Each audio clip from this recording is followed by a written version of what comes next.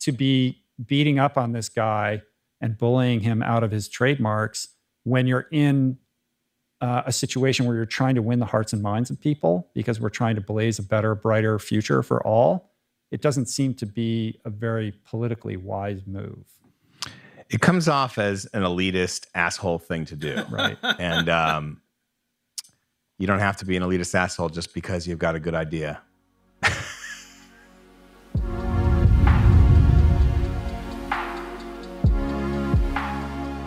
Hey everybody, welcome back to the channel. Today I'm going to be doing a reaction video to Rich Roll talking about the lawsuit that Impossible Foods has filed against my company, Impossible.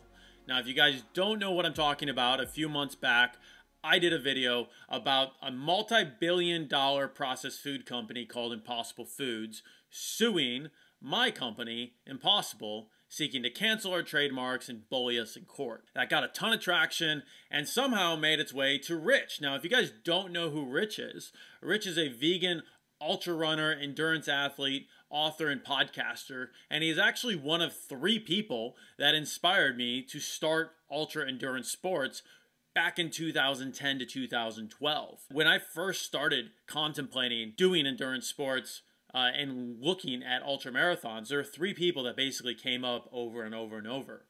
The first one was Dean Karnazes. He's like the godfather of ultra running. The second was David Goggins, and this was back in the day when David was like just an underground figure in the ultra running community. And the third was Rich Roll, because Rich had just written a book around that time. He had done 5 Ironmans on 5 islands in Hawaii in like 7 days. And those 3 guys made me think that like, hey, I've never run more than a 5K, but maybe I can push myself farther than I thought I could. So in a small way, Impossible would not be what it is without Rich. And this is actually kind of funny because a bunch of people said, hey, I saw you on Rich Roll's podcast. And I was like, that's funny. I haven't been on Rich Roll's podcast. They sent me the clip and I was like, I gotta check this out and do a reaction video to this. So I'm gonna just basically let them talk and then jump in with my thoughts and hopefully give you guys an update on where things stand now, and then hopefully give you a better update down the road about what stuff is happening coming forward. So I'm talking enough here. Let's see what they have to say. Well, speaking of the food system as we know it right now, we have another legal dispute that we're going to get into. Legal corner continues. Yeah, and as much as I celebrate the innovation and the advent of all of these new plant-based food companies who are creating meat and dairy analogs. I think the background into this is they have a health podcast and they spent like 2 or 3 segments here on legal stuff, and ours is like the next one. That can supplant the Tysons of the world and render them obsolete. That's a good thing for everybody, right? Right. But some of these companies are now becoming the behemoths that they're trying to supplant, and they're not immune from behaving badly from time to time. And I think it's important, just from an objective point of view, as an ambassador of the plant-based movement and somebody who wants to see a plant-based future for all of us, I think it's important for our environment, for our health, and for a number of reasons that anybody who's listening to this or watching it understands about where I'm coming from. But we're in a situation right now where... One of the coolest things about Rich in general is that despite, you know, all the dogmatic things that you can get into in this space from a diet, nutritional standpoint, whatever. The best part about his podcast throughout all the guests he brings on, he basically makes an open space to take these things objectively. So that's pretty dope about Rich regardless. Impossible Foods, the Impossible Burger, most of you guys know about it. I had the founder and CEO, Pat Brown, on the podcast. We had a nice conversation. Well, Impossible is now a massive company. They're valued at $7 billion. I think they've raised $2 billion. Their most recent raise was something like $500 million, which is great because we have a huge plant-based food company that's providing an alternative to everybody's favorite cheeseburger. So that's something to be celebrated. At the same time, it's important to hold these companies accountable and in check. And right now, Impossible Foods has sued another company called Impossible that is essentially a blog and a series of sort of online content created by this guy, Joel Runyon, who's an ultra runner. He's a blogger. He does like motivation stuff and talks about, I think maybe he has a supplement line and talks about like fitness gear and stuff like that. I think he's been doing this for a long time, like many, many years. And he started his blog and his company back in, I should pull up the article, but I think it was like 4 years before Impossible Foods even, maybe you can pull that up, Adam. Pulling it up. 4 years before Impossible Foods even existed. And he filed a whole bunch of trademarks. 2010 is when he began it. Yeah. And he filed his paperwork and secured these trademarks, created a logo and this brand that he's been building ever since for the last 11 years. And if you look at his logo, it does look relatively similar in terms of typeface or font to Impossible Foods. Well, Impossible Foods is now suing him for trademark infringement. And they want to obviate all of his trademarks. They're seeking to cancel pre-existing federal marks that he established over a decade ago. Yep. And Impossible Foods has hired Wilson Sonsini for this, which is Wilson Sonsini is like. So far, nothing out of the ordinary. This kind of just giving you the background of the case. I think this is pretty fair reading of the context here. So let's just keep going. Like the biggest Silicon Valley law firm. Like they represent all the tech companies, and it takes a lot of money to defend against these suits. And Joel's just a dude. I think he lives in Austin or something like that. So it's truly a David and Goliath situation. And Joel claims that he thinks that they're just basically using that muscle to get him to give up. Right. That's exactly what they're trying to do. It's not going to work.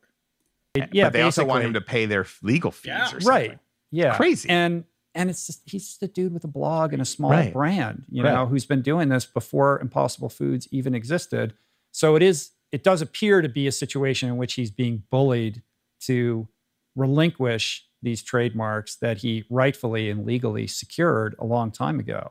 Now, I haven't read the complaint. I don't know. It got thrown out. What Impossible Foods. Well, there was an article on Bloomberg that I couldn't read because I'm not subscribed to it, but it said that it was tossed on jurisdictional grounds, but I wasn't sure if that was the same case or not. It seemed to be the same case. So real quick, he's going to say has not commented on it as of the time of us recording. Okay, so here's the comment. Here's the update. So they recorded this 2 to 3 weeks after I posted the video. In between those times, the court case was actually thrown out of the California court system. We got it dismissed because they're suing they're suing Impossible in California. I am not based in California. You can't just drag companies into other venues and sue them there. The California court system agreed with us. They dismissed the complaint. And instead of engaging with us on the merits of trademark rights and the actual facts of the case, instead of dealing with that, Impossible Foods chose to double down and appeal the case. And so instead of actually, again, engaging the merits of the trademark rights and the issues at hand, they're appealing the case to basically say, but we really, really, really want to sue him in California. That's what they're trying to do. Now, if you were really, really sure and really feeling really good about your own trademark rights in this opinion, you probably wouldn't do that. If you wanted to make the case as long and drawn out as possible because you've got $7 billion to spend, that might be something that you're trying to do.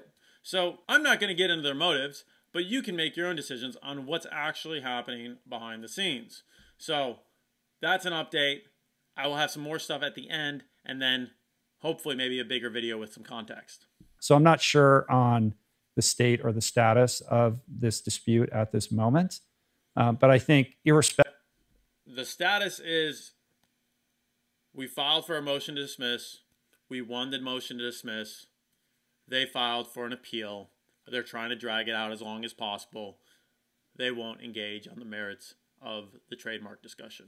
Of how this pans out, it's just not a good look for Impossible Foods to be suing the small guy over something like this. Like, look, I'll applaud the plant-based companies when they're suing over labeling restrictions that say they can't call their plant-based meat a burger, or you can't call oat milk milk, or all of that. I think it's bullshit. And I'm glad when people like Miyoko's Kitchen stand up and fight that.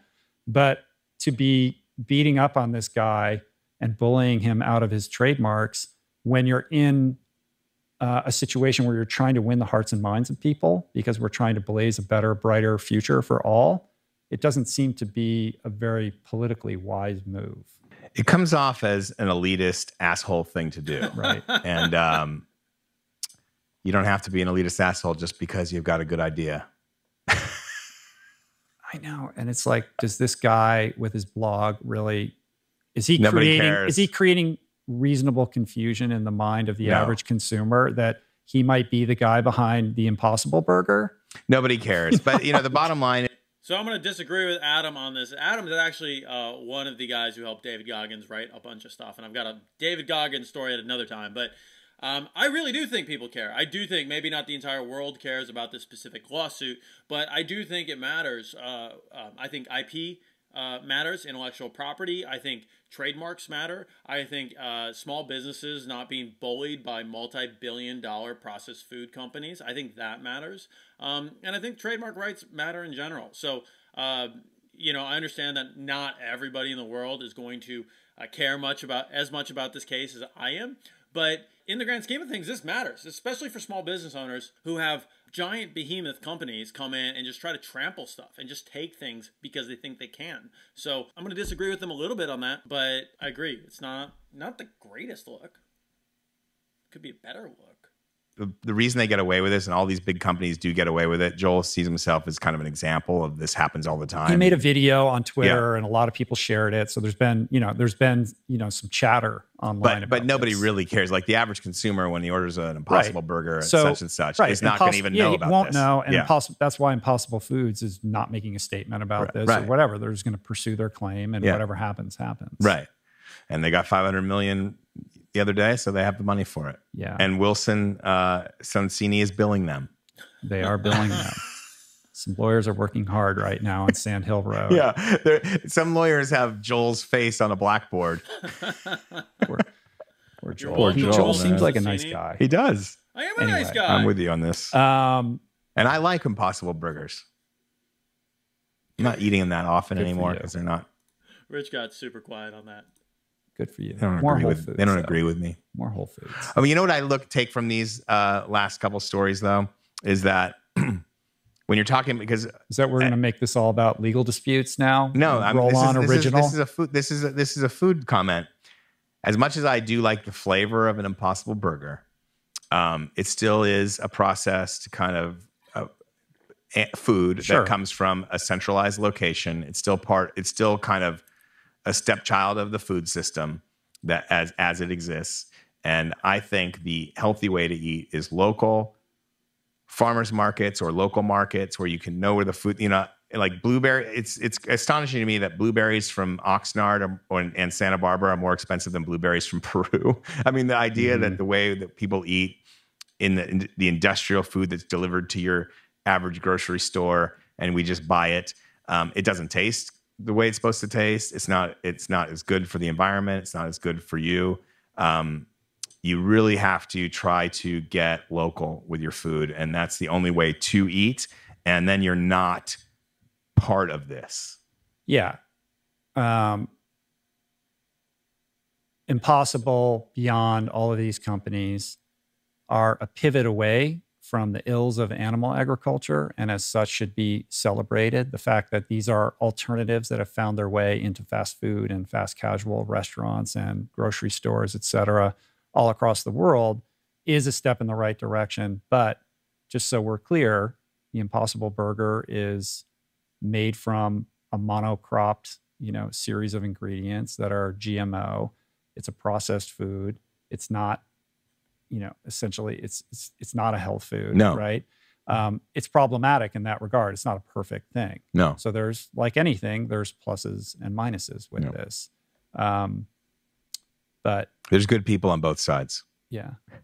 So next time you go into whatever restaurant, demand your locally harvest Impossible Burger. Yeah, it's a tough sell at Taco Bell, but I try it every time. You do. Do you have any locally harvested blueberries? Where are those at the drive-thru? Where's that tube of avocado paste coming from? Yeah, right. Got jokes. You'll be met with a blank stare for that. I'm I want to shout out my buddy Toby Morse. Okay, so I think that's the end of that segment, guys. I like the part that they said at the end about eating local and making sure you know where your food comes from. I think that's the healthiest way you can eat regardless of what diet protocol you follow. Overall, I think the segment was pretty fair. I don't think they got really much of anything wrong other than the fact that it's maybe a month or two old, so I have some new updates for you guys. But I love the way they're able to be objective despite all the dogmatic things on all sides of this issue. And, you know, when it comes down to it, I don't want to get into Impossible Foods products or anything like that. I do want to just focus on what they're doing from a trademark perspective. And from a trademark perspective, they're trying to cancel our legally registered trademark rights, and they're a $7 to $10 billion company trying to bully smaller businesses, and people do this all the time and they get away with it. And these guys are not going to get away with it. So that's what I've got for you here. Rich, if you watch this, thanks for covering this. It's kind of cool. See this thing come full circle, you know, one way or another. If you ever want to do a podcast, let me know. I'll come on out. But yeah, if you guys have any questions, let me know. Like I said, short update on the case. Complaint got thrown out of California. Impossible Foods refiled an appeal. And we are handling the appeal right now, but we're confident that the California courts are going to agree with us because we're not based in California. So we'll see how this develops. I will keep you posted as much as I can. Again, thanks to Rich for covering this. That's it for today's video, guys. If you guys want to check out more of what's going on with Impossible, check out impossiblehq.com. If you want to check out our free fitness and training programs, check out impossiblefitness.com.